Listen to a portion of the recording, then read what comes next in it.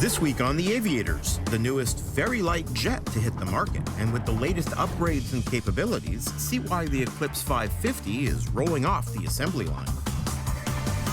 Then we visit Embry-Riddle for a lesson in why turning back to the runway is commonly fatal in the event of an engine failure on takeoff. I can't even see the runway. No, this is not a good idea.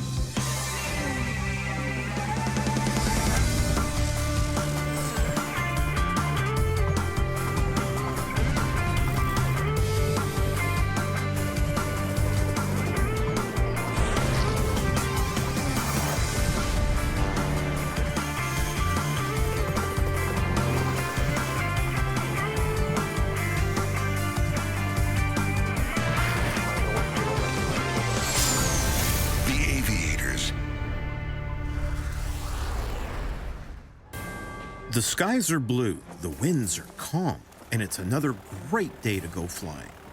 You're cruising down the runway, you rotate at 55 knots, and you've taken off. Everything looks great as you climb to about 500 feet, and then the unmentionable happens. You've just lost your one and only engine. What do you do? The airport is right behind you. So do you attempt to turn around and land back on the runway? Or do you continue forward to find an appropriate spot to land ahead? This is the exact scenario I'm about to find myself in as I visit the Advanced Simulation Center at Embry-Riddle Aeronautical University for a crash course on forced landings on takeoff with Embry-Riddle's Bob Thomas. Okay, Bob, everything old is new again. We're in a 172 simulator now. And there is some conversation among pilots as to how you should respond when what we're about to do happens. And that is an engine failure on takeoff. For each of the sim-based scenarios I'm about to experience, everything's going to start off quite standard. I'll do a fairly simple, uncomplicated takeoff in the 172 and begin my flight. But at some point, I don't know when, I'm gonna fail your engine. You're gonna pleasantly surprise me. The engine's going to fail. And you're gonna try and turn back and make it to the runway we just departed from. That's right, and I like to think that, it's a fairly simple turn. I can't imagine why we wouldn't make it except for perhaps physics. Right, gravity. While it may seem like a natural inclination to turn around and head back for the runway, the question is whether or not that's the safest bet in the event of an engine failure on takeoff. Ask any flight instructor on the best course of action, and chances are they're going to tell you that turning back is a far riskier alternative to simply continuing forward, choosing a landing site ahead, and gliding to your chosen spot. But we're in a simulator after all, so why not put this scenario to the test and see what happens when I do attempt to turn around and land on the same runway I've just departed from. Okay. Oh, beautiful day for flying, except not anymore. Engine failure. Okay. So our best glide speed is gonna be 68 knots, so you gotta make sure right away you lower the nose. I'm having a hard time even maintaining that speed. And not to mention you gotta increase your bank, try and get back. So a lot of things happening all at once here. I want to turn. We're losing a lot of altitude. We're losing a lot of speed. 200 feet till we hit the ground. Can't even see the runway. I can't even see the runway. No, this is not a good idea because now I'm kind of stuck. 100 feet off the ground. I'm not going to make the runway. I'm going too slow. Not turning back, and I think the ground's about to meet us real soon. Yeah. And, oh, there it is. Okay. Not quite, and I think I'm going to cross the runway soon, though, aren't I? Yeah, we'll eventually get there. Off-road tires for our Cessna. Wow. So it happens pretty quick. That happened really quick. I mean, you knocked the power out. What was our altitude when you knocked out the power? Just about 500 feet above the ground. No kidding. You think 500 feet is a decent altitude. You don't have a lot of room, mind you, but you've got some room to maneuver. And in this airplane, for every 1,000 feet of altitude, you're going to glide about a mile. And that's no wind condition. So let's think about that a second. If I have a mile for every 1,000 feet of altitude, I was around 500 feet off the ground. You'd think I'd have a half mile of range on my glide. Mm-hmm. How much of a factor did the turn play in my glide? As you're turning, you're losing some of that vertical component of lift, the horizontal lift, to actually get the airplane to turn. So what would be a half a mile with our wings level straight is now even going to be less than that because we're giving up some of that lift to actually get the airplane to turn back.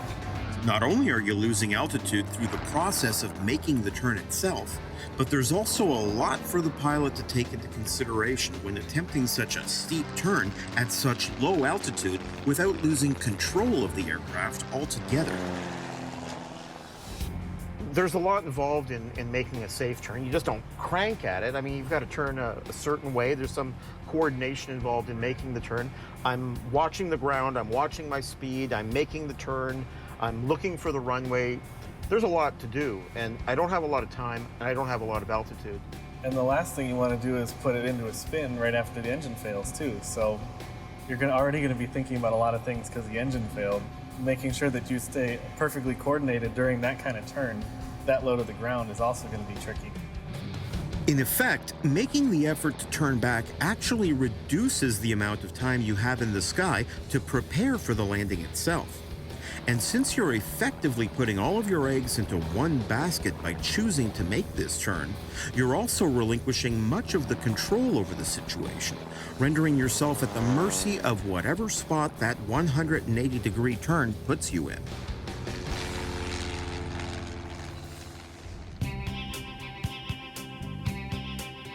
Well, why don't we try it again? And once again, I'm going to lose the engine on takeoff. But rather than trying to make a turn, we're going to go straight ahead.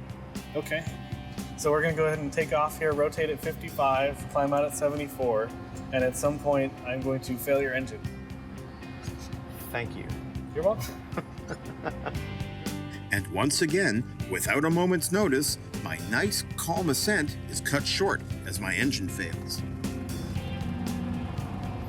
Oh, there we are. So our engine failure, so Our lower engine the failure. nose, get our best glide speed right away.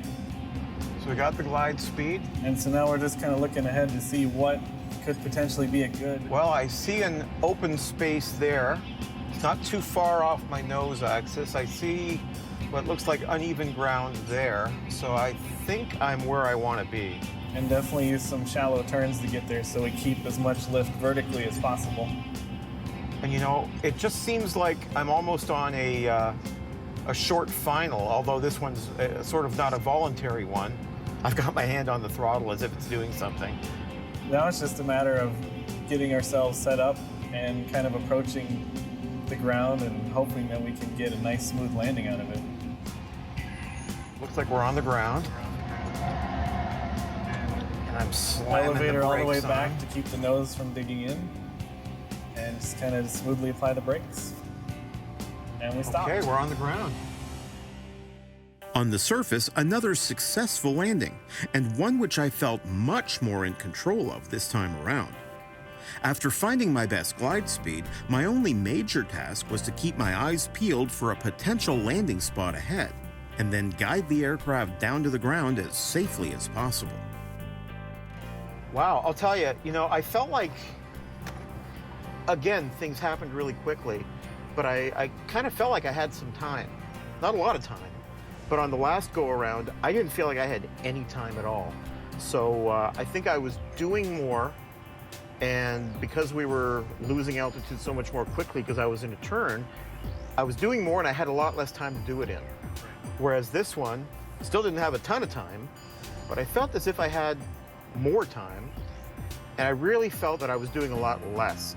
Focusing on a straight line, finding a spot, I'd say it was maybe, 20 or so degrees off? Yeah, and it was a nice open field, and you were a lot more in control of the airplane itself. Yeah. As we were going towards the field. Although it was very clear that continuing straight ahead was a far more controllable situation, one thing I couldn't ignore was that although I didn't make the runway the first time around, I also didn't crash, which made me wonder just how survivable that first landing would have been if I had made that choice in a real-life situation.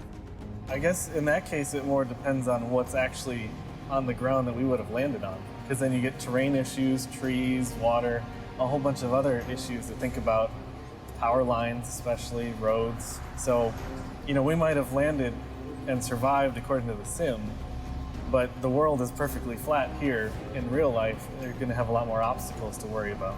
Now, those obstacles could exist straight ahead as well. Right, but at least if we're going straight ahead, we can use our 30-degree window on each side to actually find an area that would be suitable for landing. While our scenarios here have seen an engine failure occur while the aircraft remains near a populated area, a complex enough situation in and of itself, what if the engine failure took place somewhere more desolate, in the middle of the wilderness, for instance, or even over water?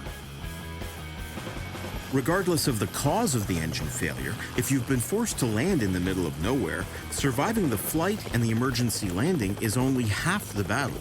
Now you have to survive until you're found. One of the most valuable assets available to any pilot faced with this situation is what's known as an emergency locator transmitter, or ELT. An ELT is a radio beacon which transmits a message in the form of a radio signal that is detected by the International Search and Rescue Satellite-Aided Tracking System known as Cospas-Sarsat. Once received, the message is relayed to a ground station known as the local user terminal, which calculates the location of the signal, then forwards this information to a mission control center, which combines the location information with the registration information of the beacon user and forwards this to a rescue coordination center. There, the persons listed in the registration database are contacted to confirm the emergency, collect information about the beacon user, and dispatch the closest search and rescue forces. Now, this may sound like a time-consuming process, but thanks to advances in technology, an ELT such as this Artex ELT 1000, which transmits a 406 MHz message combined with GPS information, can send this notification in a matter of minutes and can narrow the location of the beacon down to an area less than the size of a football field. While I'd already attempted both alternatives to my engine failure scenario, and I could see the obvious advantage to finding a landing spot straight ahead, there was one thing left nagging at me. I just had to see what it would take to get back to the runway for my landing. So now, in an effort to make it back to the runway, not a good idea, we're going to be doing a steep turn at low altitude with no power. And it's going to be very important that you make sure that you keep the nose pointed down so we don't stall. Because now you also get into the whole accelerated stalls and more aerodynamic effects. So to point it out, kids, don't do this at home. Okay, well, let's give this another go.